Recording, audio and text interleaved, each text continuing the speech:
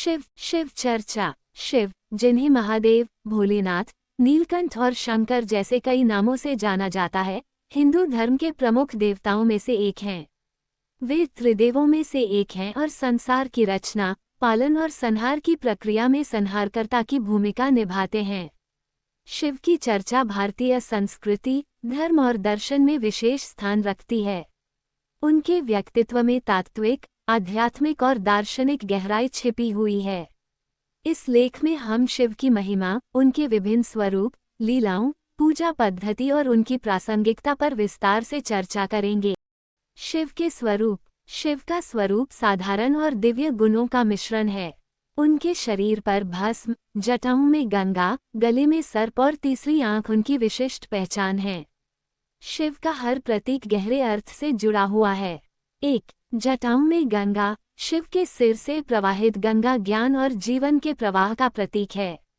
2. त्रिनेत्र। शिव की तीसरी आंख उनकी अद्वितीय चेतना और सत्य की खोज का प्रतीक है। 3. सर्प। उनके गले में लिपटा हुआ सर्प मृत्यु और जीवन के बीच संतुलन दर्शाता है।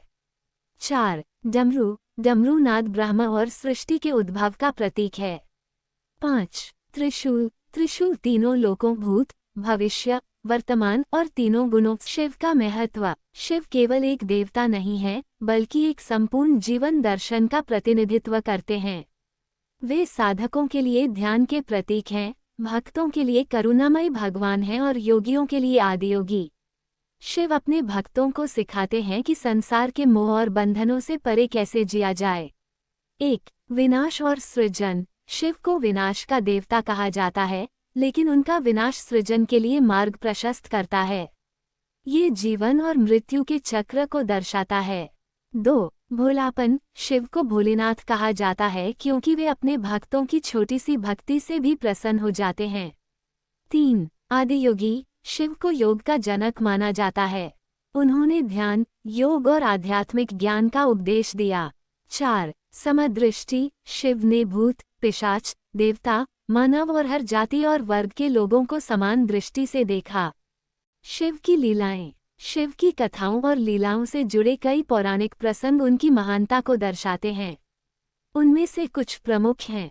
1. समुद्र मंथन और नीलकंठ। जब देवताओं और असुरों ने मिलकर समुद्र मंथन किया, तो उसमें से विष निकला।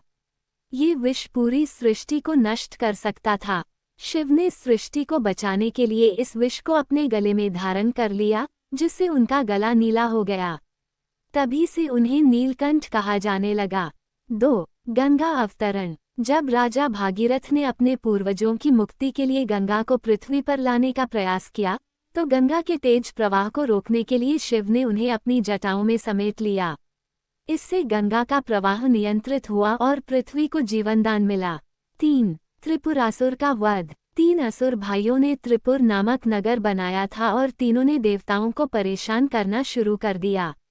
शिव ने एक बाण से इन तीनों को नष्ट किया और देवताओं को मुक्त किया।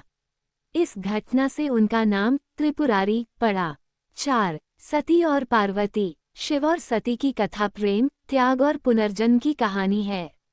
सती ने अपने पिता दक्ष के यज्ञ में आत्मदाह किया, लेकिन बाद में पार्वती के रूप में जन्म लिया और शिव से पुनः विवाह किया। शिव पूजा की विधि और महत्व। शिव पूजा भारतीय संस्कृति में अत्यधिक महत्व रखती है। शिवलिंग के माध्यम से शिव की पूजा की जाती है। शिवलिंग ब्रह्मांडीय ऊर्जा और सृष्टि के स्रोत का प्रतीक है। पूजा विधि। 1. प्रातः स्नान कर स्वच्छ वस्त्र पहनें। 2. शिवलिंग पर जल, दूध और गंगाजल अर्पित करें। 3. बेलपत्र, धतूरा और आक के फूल चढ़ाएं।